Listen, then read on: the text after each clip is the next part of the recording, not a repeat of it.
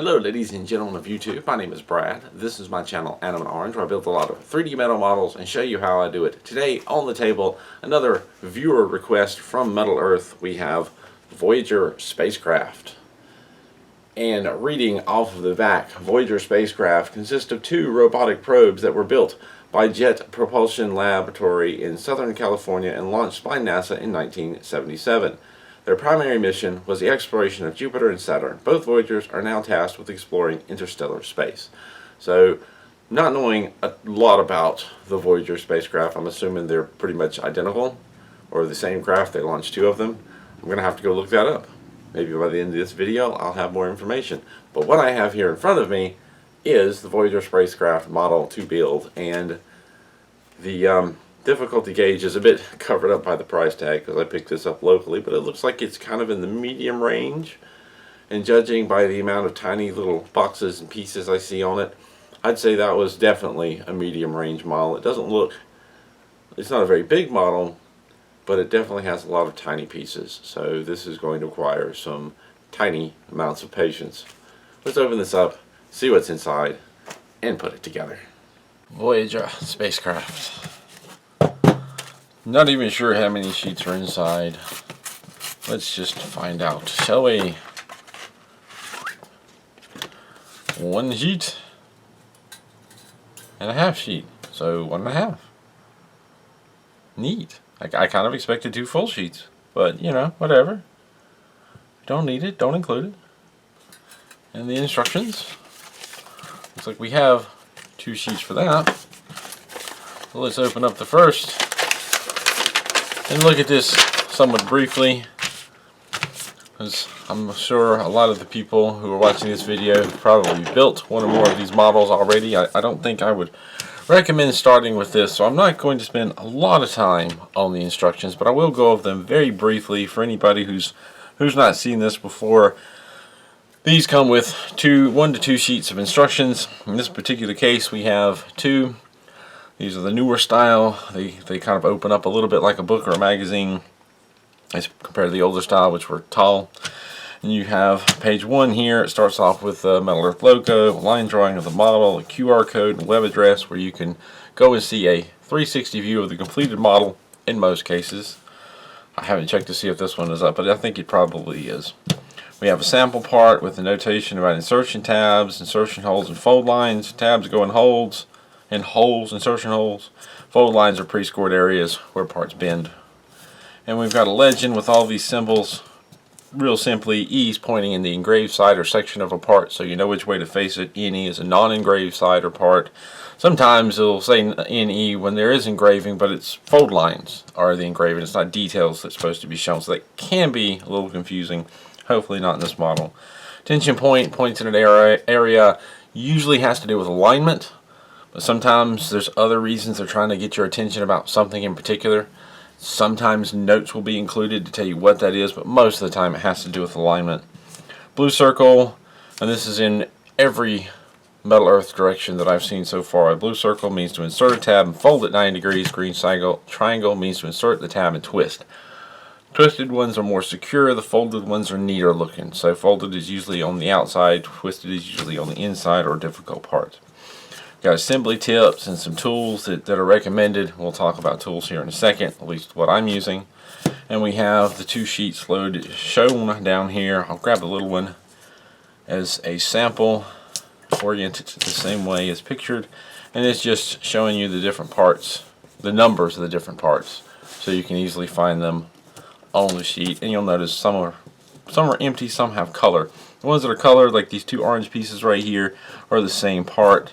There's a third one here, so that's number 5. Those are all number 5. They color them all the same, so you can easily find them. They only have the number 1, so it's not overcrowding the space. I like that they do that. They didn't used to. Glad that they do it now. Moving over to page 2, we have the start of the assembly flowchart, starting with part 1, the big dish area, and it's showing you to kind of curve it around into a dish shape and join the ends. Down here, part 2. Or, you know, down here you've got part 2. You fold and shape that and add it in here. End up with that. Part 3, that adds on down below. You just follow these flowcharts and arrows and sub-assemblies and build the model. Of course, as you get done with 2, flip over for 3, and page 4, and in this other sheet you've got 5, 6, 7, and 8. And once you get to the bottom of that, you're all done with your model. Let's take a moment to talk about tools. This is a very basic set of tools that I use in pretty much every build. I've got a very standard set of tweezers that I use very frequently. I've got some precision tweezers, another flat set here, and a couple of pointed tweezers, one of which I've ground the tip down just a bit to make it a little flatter for grabbing tabs. I have clippers that I use to get the parts off of the sheets quickly and easily. It's better than bending and trying to break them off. And then a couple of different pliers, a flat nose set and a long needle nose pliers set. They come in handy for bending in different situations. When it comes to shaping rounded parts, there are many options. I used dowel rods for a long time. I sharpened the ends of 2 of them with a pencil sharpener. These 2 are great for making cone shapes. Another option is a cheap drill bit set. This set has quite a few different sizes to choose from. Another option is a set of step mandrels. We talked a little bit about tools. We've got the basics to get me started. We've got our sheets and instructions at the ready. Let's put this together.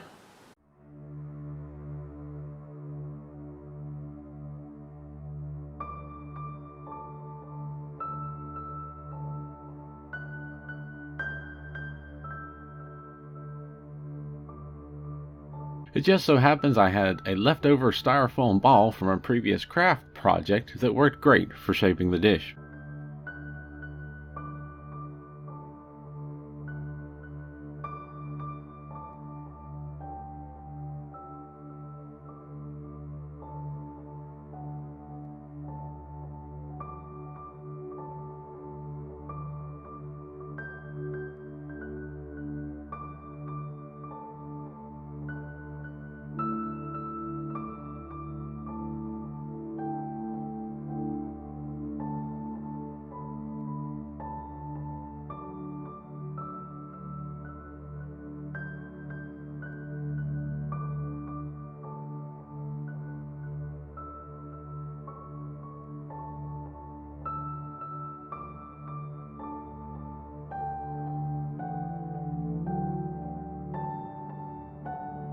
I switched to a smaller drill bit for this part.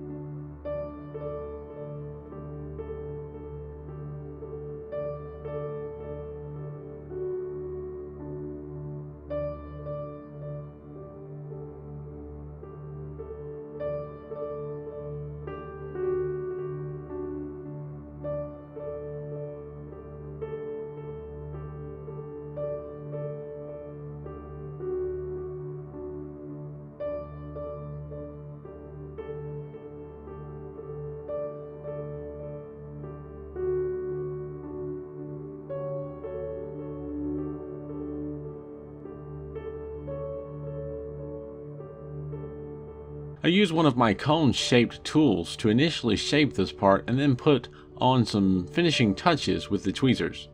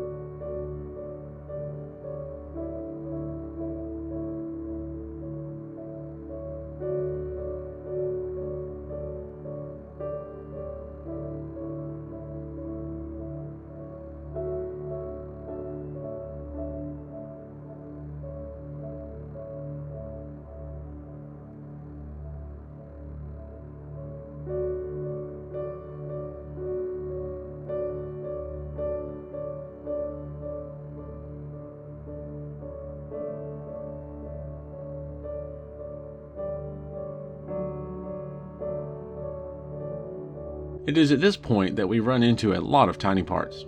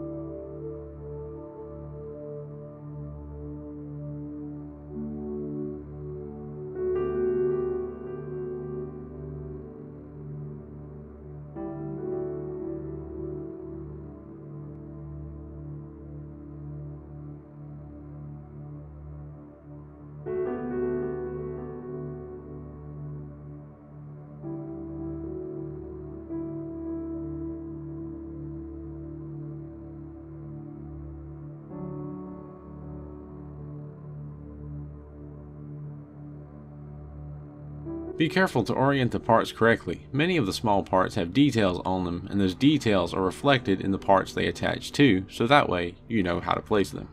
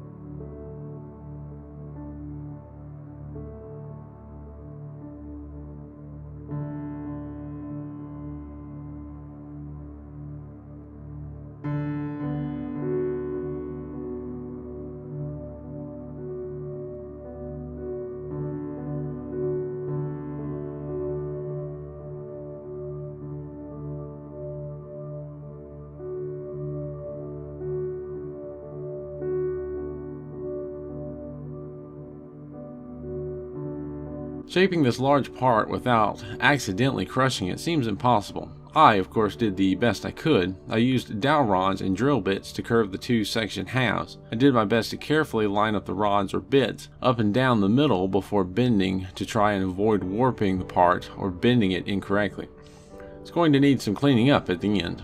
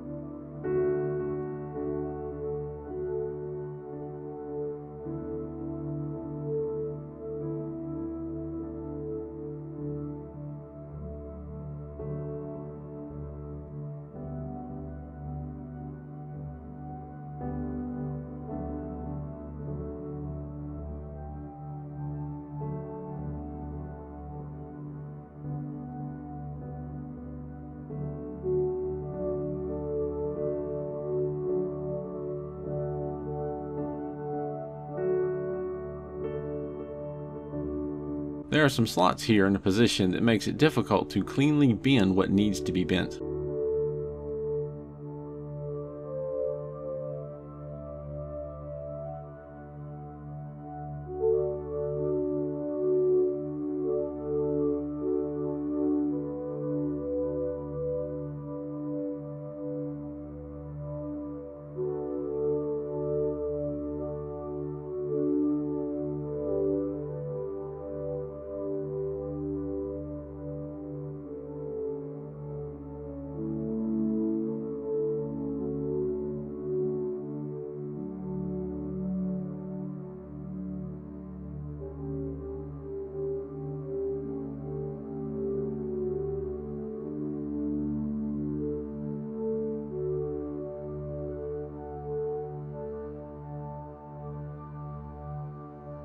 I appreciate that the way the joint between the sides of this long arm does not run the entire length of the part. The sides are jointed in sections, which actually makes it a lot easier to evenly bend those really long sides.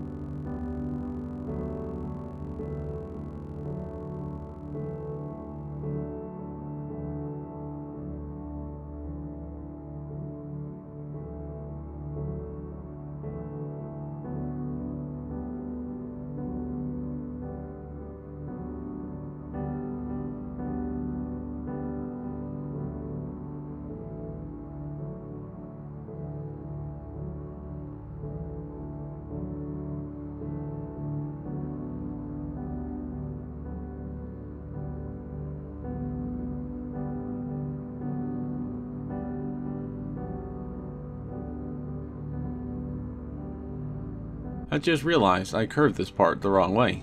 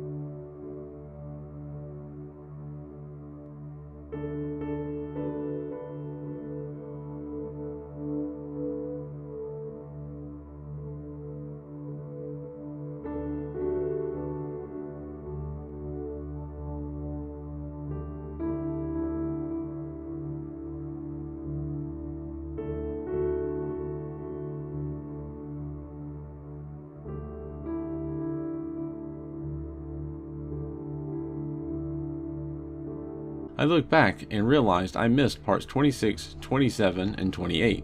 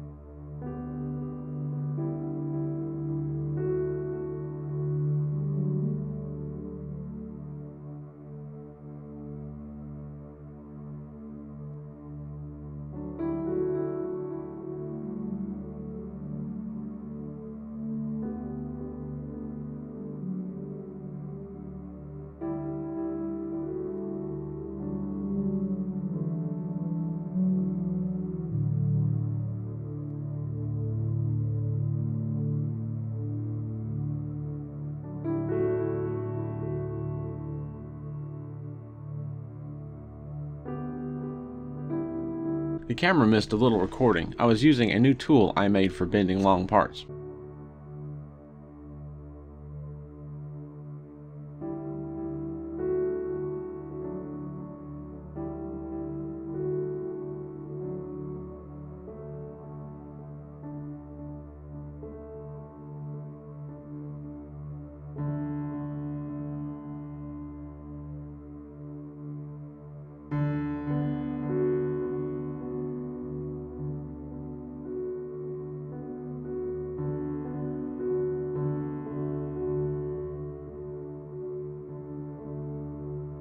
I had a difficult time putting pressure on this part and getting it to sit properly in its place.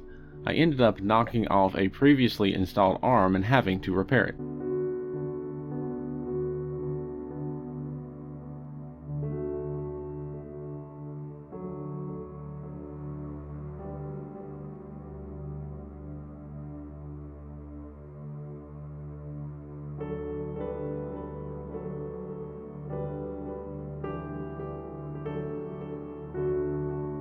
I never did manage to bend or twist that middle tab.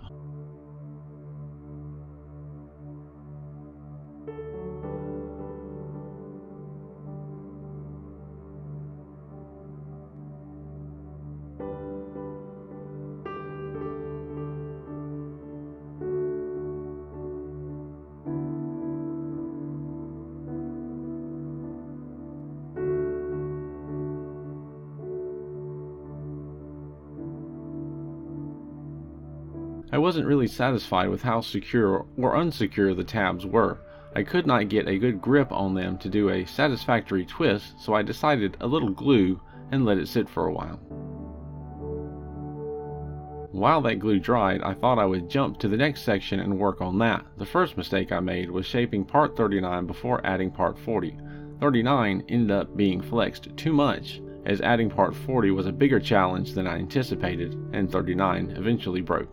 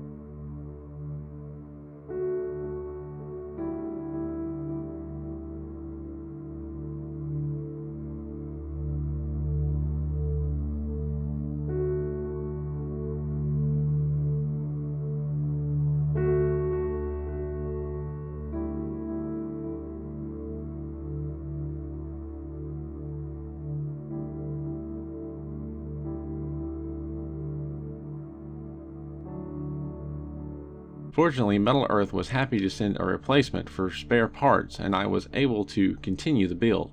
I attached the dish now that the glue has had a few days to dry.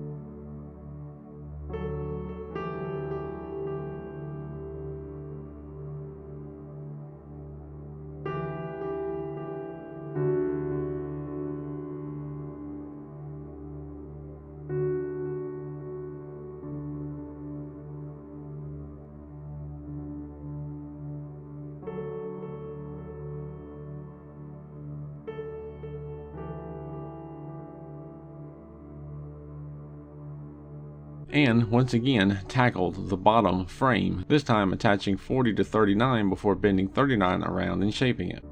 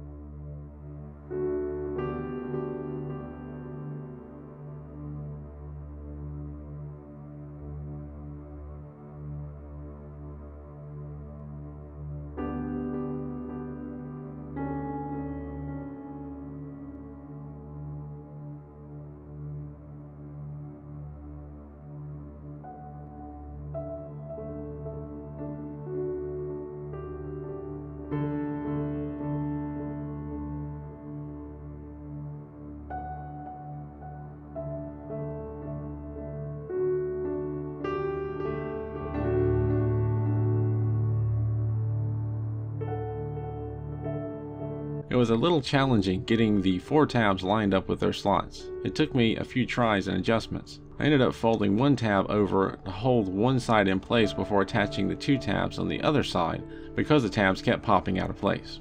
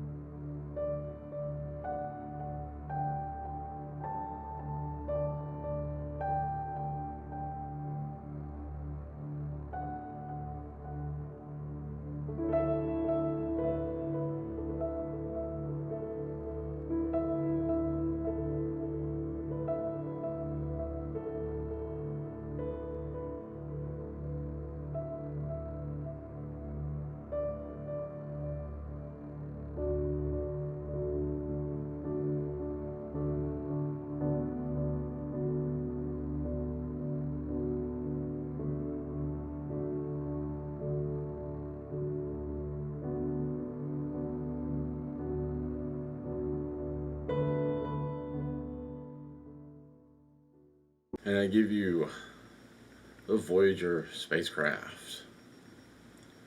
Finished and delicate. This was a very interesting build. Very interesting indeed. And it's a little bit larger than I expected. And this thing, this crazy thing, isn't that something? It looks, the final result looks a lot better than what I was expecting it to look like when I got about halfway through the build, because of all of these arms, especially these back here, were just kind of a mess to put together. It just felt like it was just going to be a wreck and a disaster at the very end and not look right. But I'm really amazed at how it finally sort of pulled together and works. It's kind of a almost sloppy feeling build there at one point, but in the end it pulled together. This thing took about 2.5 hours to finish and complete, and I put the majority of it together using finger cots. Previously I had tried wearing full gloves to build these models to try and keep the fingerprints and the smudges off of the metal, because they really can show up, but it just wasn't working for me. They weren't comfortable. I couldn't feel sufficiently to know what I was doing. Got these big fingers, so it made it more difficult. It felt like my hands were restricted. The rubber of the gloves kept getting caught in the tools, in the tabs, in the slots, and it just didn't work for me. Now, with me recently building the Transformer model, the Megatron model, it come with finger cots, and I never thought about using finger cots before, so I bought a bag for myself to use with other models, and this is, I think, the first one that I've started using it with, and they work better. It's still a compromise. I still have some issues with feeling and with them getting caught, but not as much as before, and they're not as restrictive because they're not covering my whole hand. So these work out okay, and I tried to build the majority of this model using those finger cots to keep the smudges down. There were a couple of times where I took them off to line some things up because it just wasn't working, and even with the finger cot, somehow I still managed to get some fingerprints on a couple of areas while I was wearing the cot. So I found that kind of interesting. Maybe I picked it up from touching a finger that didn't have finger cots. I'm not sure. And you can kind of see for overall it, maybe you can see overall it looks cleaner, but there's still a couple of smudges in there. And I did put the dish on with my bare hands at one point because I was having trouble. But it was asked in the past, you know, what about using gloves? And that's the thing. I tried gloves and they were too restrictive, but the finger cots seemed to work okay. So I've got another build that I did the finger cots on as well as this one. And I've got another build that I did the finger cots on, the COE truck, as well as this one, and they seem to be doing okay. Another thing that occurred to me with this model, like I kind of want to get another one. I do have two actually, because I've got replacement parts for this back piece, and it's kind of a shame. I may try somehow to fix the other back piece if I have time, because wouldn't it be kind of neat to, I don't know, maybe 3D print a little base with all these octagon shapes on it that kind of smooth out towards the center and then dip down into a bowl, and have this sitting kind of dusty and dirty in the middle of it for, I don't know, maybe a Star Trek diorama, if you know what I mean. Does the word Voyager mean anything to you? Maybe I'll do that in the future. Maybe for the next Metal Earth mod contest. Or maybe I won't have the time. Worth the build. Is enjoyable, challenging, very different, but still very much worth the build, and the final result really makes it worth it. How everything pulled together, it just really felt like it was going to be a mess, but once I was finally done and straightened some things out, it works and looks great. As always, thank you for watching. If you enjoy these build videos, consider becoming a Patreon supporter. There's a link in the description down below and in the video here in just a second. As always, thank you for watching, and keep on keeping on.